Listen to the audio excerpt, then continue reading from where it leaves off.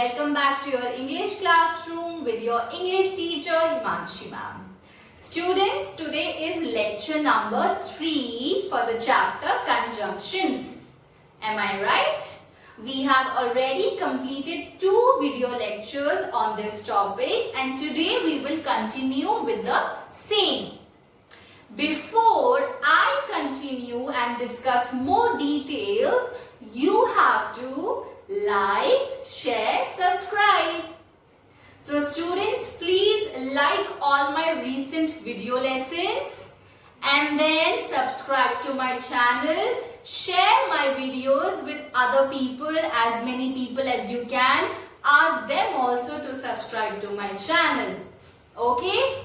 And in today's comment box, you are going to tell me what is the status of your work.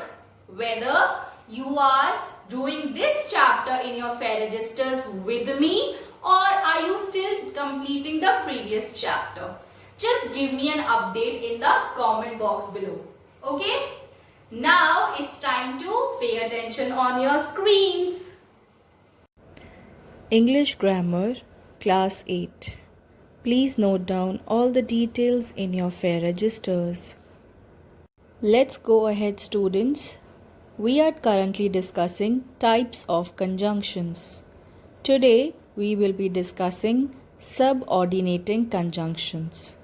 The definition is: subordinating conjunctions or subordinators are words that join different clauses into complex sentences.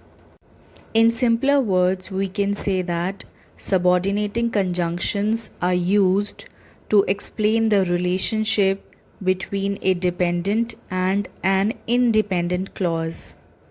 So when there is an independent clause which is also the main clause, and then there is a dependent clause, a dependent clause cannot be a complete sentence on its own. Hence, it requires a main clause. So, a subordinating conjunction is used in this case where a main clause is combined with a dependent clause to make a full sentence. Now we will learn the acronym which is very famous to learn the important subordinating conjunctions, which is SWABITS. This acronym stands for the following conjunctions: SWABITS: since, when, although, because, if, that, so that. So everyone, today we have also learned the acronym for subordinating conjunctions. In the previous lecture, we had discussed the acronym for coordinating conjunctions. Now let's have a look at one example to understand how exactly a subordinating conjunction is used. While she slept, Lucy snowed. Here you can clearly see the difference between a dependent clause or subordinate clause and a main clause or independent clause. Lucy snowed is the main clause. Then she slept is the dependent clause. By adding the subordinating conjunction while, we can transform these two clauses into a full, meaningful sentence, which will turn out to be: while she slept, Lucy snowed. Another example on your screen. You may be disappointed if you fail. Again, we have two different kinds of clauses.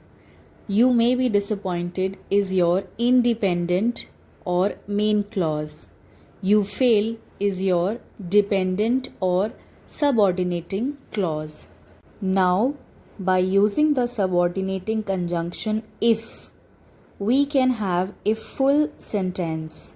You may be disappointed if you fail. So students, this is how you are supposed to use different subordinating conjunctions in different sentences. I have also added a few examples in the video lecture where you can pause and read the examples given on your screen to understand the use of subordinating conjunctions in a better way. Also note down some examples from the same in your fair registers. Now it's time to learn the punctuation rule of subordinating conjunctions. When the independent clause is placed first in a sentence, do not use a comma between the two clauses. This punctuation rule is saying that when the independent clause is used first, then you are not supposed to use a comma between the two clauses. For example, Martha was not afraid though she saw the danger. So, Martha was not afraid is your main clause. She saw the danger is your dependent clause. When we are using the subordinating conjunction though, here we are not putting a comma. And then just the opposite of this rule, when the dependent clause is placed first in a sentence, use a comma between the two clauses. Meaning, when your subordinate clause is in the beginning, then you are supposed to use a comma before you put the main clause.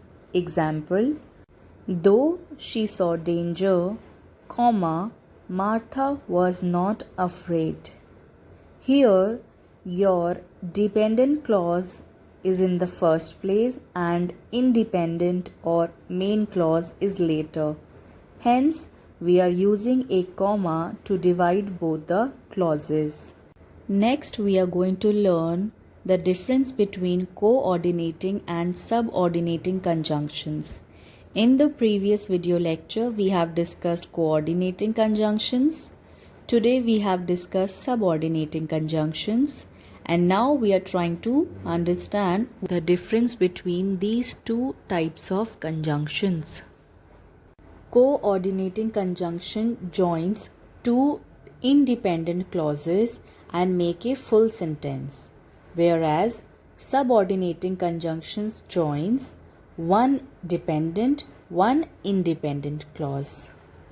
Here we have some tables to differentiate between two of them. As you can see, coordination means connect ideas of equal importance, meaning when there are two independent clauses or two separately main clauses, we have to join by using a coordinating conjunction to make a full sentence. Whereas when we are using subordinating conjunctions, in that there will be one main clause and one will be dependent clause. Both of them will not be of equal weightage. So we will be using a subordinating conjunction to make a full sentence. Let's have a look at the examples. I am rich, comma, but she is poor. Here the two clauses are of equal weightage as both of them are independent clauses. We are using the conjunction but to make it into a full sentence. On your right hand, another example. When I traveled to Natrang, I felt cool. Here there are two clauses, but one is a main clause, one is a dependent clause. So we are using the subordinating conjunction when to make it a full sentence. I hope the difference is understood by all of you. Kindly re-watch the lecture to grasp on the topic in a better way. And now it's time for home assignment number 3. Today I am posting 2 different worksheets which you will be doing in your fair registers with proper answers. Now it's time to say goodbye and I will see you next time. Till then, take care everyone. Bye bye.